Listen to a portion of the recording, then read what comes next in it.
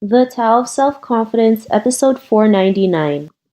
Welcome to the Tao of Self-Confidence, where I share stories of amazing women who have discovered their inner journey to self-confidence. Visit our website at thetaoofselfconfidence.com. Your inner journey to self-confidence awaits. Well, hello friend. Welcome to the Tao of Self-Confidence, where I share stories of amazing women who have discovered their inner journey to self-confidence. I'm your host today, Sheena Yap-Chan, and today I have an amazing lady on the show today. She is a multilingual vocalist, a composer, producer, a multi-instrumentalist, and a dancer, and I'm really excited to have her on and share her story with us today on self-confidence. So without further ado, I'm going to introduce you to Jen Shyu. Jen, how are you today? Maybe you can fill in a little bit more about yourself to our listeners. Yes, hi Sheena. So great to be with you over Skype. Yeah, so to add to what you had already said, I am a composer and I make art that raises questions and begs people to question the way things are and what they thought reality was. And I use a lot of different forms of art, so electronics and sometimes film or video, dance and theater. But yeah, I like to bring a lot of different cultures together and a lot of different musical traditions and dance traditions together in one ritual setting in a way. And yeah, just to try and promote better understanding about people's backgrounds and more empathy for each other and how, each of us thinks differently. That's what I'm up to right now. Awesome. Well, thanks for sharing that. And Jen, what's your cultural background? So my mom is from East Timor, or what they now call Timor-Leste, and my dad is from Taiwan. But my mom would say also that she's Hakka Chinese, born in East Timor. So they met in America at Syracuse University when they were both in graduate school. And so I was born in Peoria, Illinois. Thanks for sharing that. And Jen, what would be your favorite self-confidence quote? Well, one that I personally use with a lot of my students and whenever I do workshops is, you are everything. And I have a whole workshop that I name this phrase after. I just call it the You Are Everything workshop. And what that means is that I encourage people to think of themselves as, all the different aspects of who they are. Like say they're, if they're a physicist, but they love to write poetry, painting, and to say that you are all of those things and you are everything. Thanks for sharing that great quote. I mean, it's a great reminder that we can be more than one thing if we go out there and just choose to do it. So thanks for sharing that. And in your own words, how do you define self-confidence?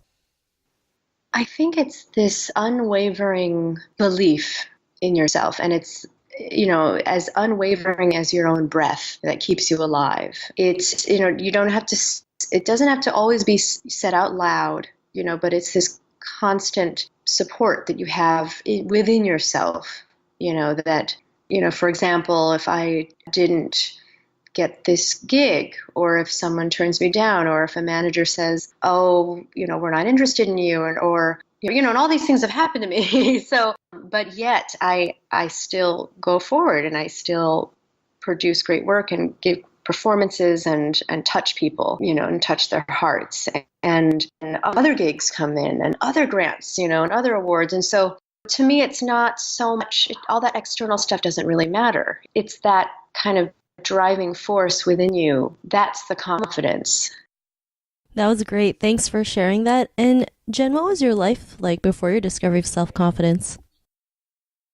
I was really needing approval. And I think that's also a cultural thing, and the way that perhaps we're raised, whether Asian American, being raised by immigrant parents, or maybe something that definitely I learned from my parents was to be nice to people, and that's great. But there's sometimes what I felt when I was little. I always, and I really wanted to really please people and to make them, be more comfortable, even if that meant at the sacrifice of my own comfort. And and I see that a lot in Asian culture. There tends to be this very sacrificial aspect. And there's beauty in that, but there's also a lot of pain.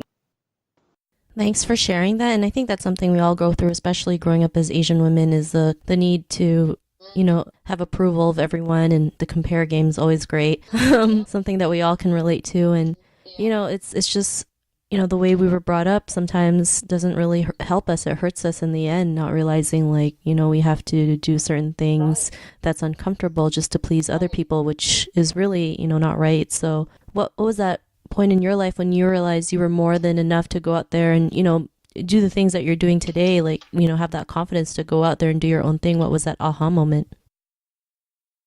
So let's see. I think I really had two times, or maybe I have, a number of times where I had these aha moments. And but the first one really was, transitioning between a, kind of doing well as a jazz singer, quote unquote jazz singer, as in I was singing traditional, standard jazz songs and, playing the role very well. I was wearing, just those sequin dresses and I was kind of acting in a way, but acting like a jazz singer. I had wonderful mentors who were really encouraging me to look deeper into my own ancestry. And so that was great, but I was kind of not sure what to do. I had some instincts on going to Taiwan and kind of investigating Taiwanese folk songs that my dad's, actually my fourth grand auntie, some folk songs that she had given to my father to give to me. Now, at that time, when I was at Stanford for my undergrad, I really wasn't interested yet in my own background, in my ancestry. And,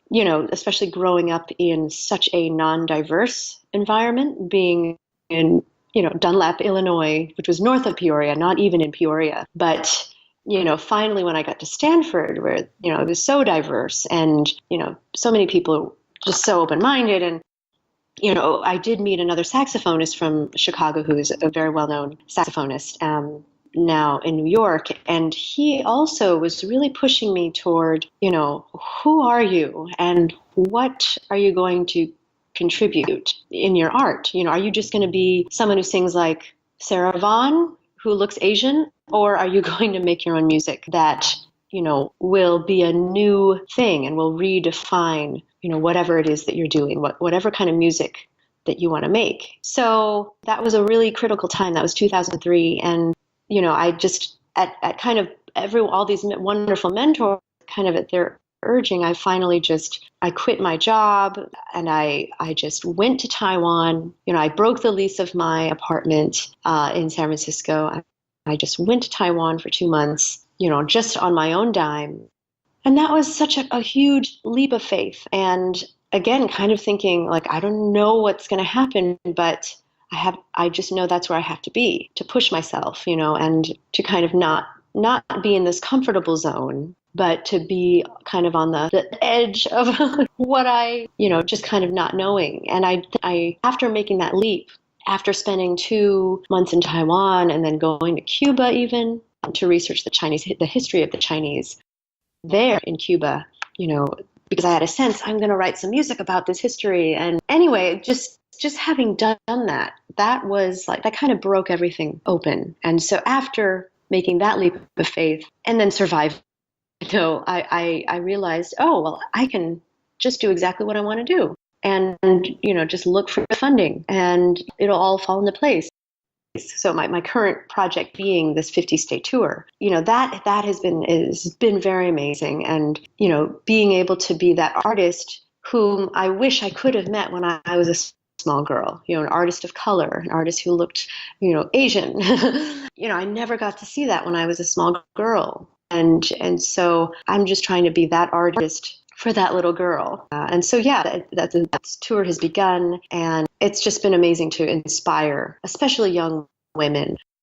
So then a more recent aha moment was in making solo theatrical musical piece, which, 2014, I was able to work with a very well-known film director from Indonesia, who's a Garu Nugroho, who's a big, celebrity there. And just to have the courage, because I was very afraid before I worked with him, am I good enough? Am I even, on the same level as he was? But then being able to create this work with him as director, and then be able to perform this work, around the world for a couple years. That, the feedback from the audiences, which is like, I've never seen something like this before. You're doing something I've never seen anyone else do. That to kind of get that feedback has been really eye-opening. And I always think of myself as a student of life in a way, and I have confidence in my work, but I know there's so much more that I want to do. And,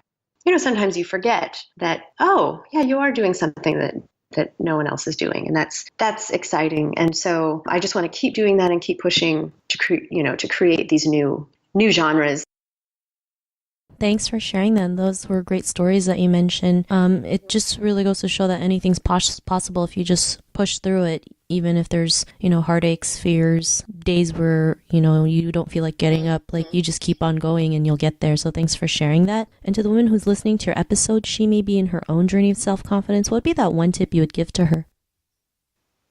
I would say, again, that unwavering feeling, that self-confidence in you, that is the truth. And you just have to stay true to that in a way. And, universe, it gives you gifts in so many ways when you are actually flowing with this truth.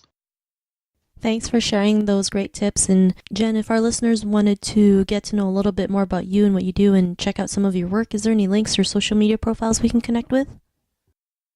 Absolutely. There's jenshyu.com, which is just JENSHYU.com. That kind of has everything on there. Also Facebook.com/JenShyu and JenShyu Music. I have 2 different pages. Thanks for sharing that. And to our listeners, if you want to connect with Jen, you can also head on over to the taoofselfconfidence.com and search for Jen's name. Her show notes will pop up along with everything else that we talked about. And I just really want to thank Jen for taking the time to share her story and tips with us on self-confidence. So thank you so much. Great. Thank you. Not a problem. It was really great having you on the show. And to our listeners, be on the lookout for another new episode of another amazing woman's journey to self-confidence. And we'll talk to you soon. Bye for now. Bye. Thank you. Thank you for tuning in to another amazing episode of the Tao of Self-Confidence. Sign up for our free membership site to get more amazing resources for self-confidence by visiting our website at thetaoofselfconfidence.com. Your inner journey to self-confidence awaits.